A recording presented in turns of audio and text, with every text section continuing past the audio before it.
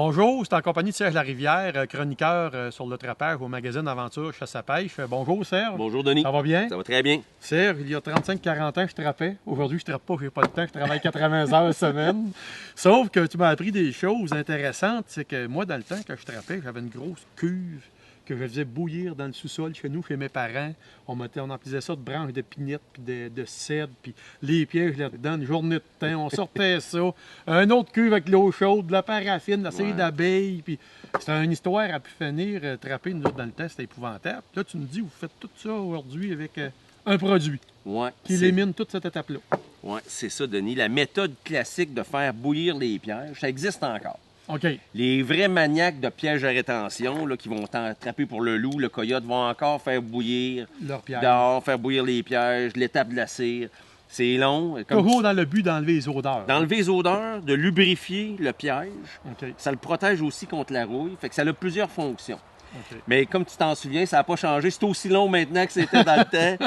Puis tous ceux qui ont fait ça se souviennent que faire bouillir un drum d'eau, là, ça prend du temps. Ça prend du pétrole en dessous pas mal. Avec sa bouille. Ou du bois, ouais, ou c'est du bois, ouais. Fait que maintenant, ce qu'on fait, surtout le piège de rétention, cette étape-là, elle reste populaire. Pour les collets, les pièges en X, par exemple, il y a une meilleure façon. Beaucoup plus simple. Puis le produit populaire à cette heure, c'est une peinture à piège. Comme tu peux voir, là, évidemment, ça l'a servi. Là. Oui. Il y a plusieurs noms commerciaux. Celui-là, c'est du Speed Dip. Il y a du Formula One. Il y a 2-3 produits de peinture à piège. OK. Ça, tu achètes ça, cette peinture-là, tu mets ça dans un contenant de plastique. Tu dompes la peinture, tu suis la recette. Tu mixes ça avec soit du nafta ou avec de l'essence même, Denis. C'est incroyable, je n'en reviens pas. Puis que vous traitez vos pieds avec de l'essence. Avec du gaz. Je n'en reviens pas. Puis là, tu mélanges ça comme il faut.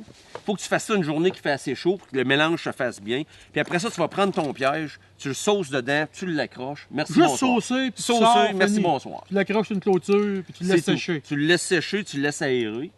Puis le piège est traité. Et c'est aussi simple que ça. Puis tu fais ça pour collet et piège en X. Collet, piège en X, même comme tu peux voir, ce piège à rétention-là, il a été fait avec ça.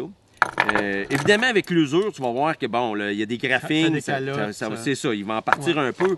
Mais dans le fond, le principe est le même, ça traite. Puis là, tu vas voir la différence, Denis, entre un collet ici qui n'a pas été traité encore, qui est très blanc ou argenté, puis là, un collet ici qui a été passé à la peinture à piège. Là. Beaucoup plus visible pour l'animal. Exactement.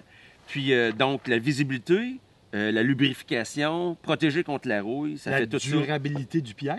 Oui, exactement. Sur les pièges en X, c'est essentiel. Puis ce qui est le fun, Denis, c'est comme tu parlais, là, ta recette d'avant, tu faisais 3 douzaines de pièges dans une heure ou dans une demi-journée.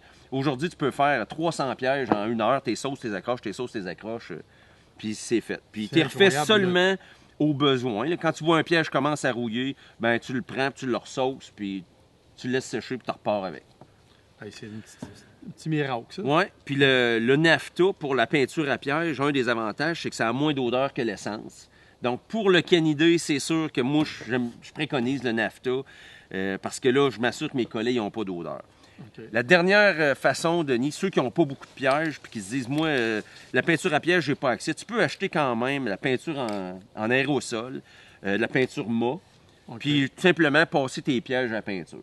Si tu le fais au mois de juillet, tu les accroches dans ta grange pendant une couple de mois pour aérer, il n'y aura pas de problème pour capturer les animaux. Avec le temps, les odeurs s'en vont. Exactement. Fait que plus besoin de faire des feux dans le sous-sol ou chauffer des gros stocks d'eau avec des branches. Il y a des façons plus simples de procéder. Ah, puis c'est important de le faire pour protéger nos pièges. Exactement. Parce qu'un bon piège, aujourd'hui, ça coûte cher, ça dure longtemps.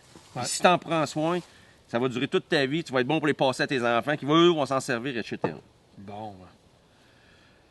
Ouais, ça, c'est la paraffine, c'est pour les pièges à pattes, ça? C'est ça. Encore là, la paraffine, c'est encore disponible, c'est encore utilisé, comme je te disais tantôt, pour les spécialistes du canidé aux pièges à rétention qui veulent encore procéder avec les cirés. Exactement. Ben, merci, Serge, de tes trucs. Ça fait plaisir. Bon.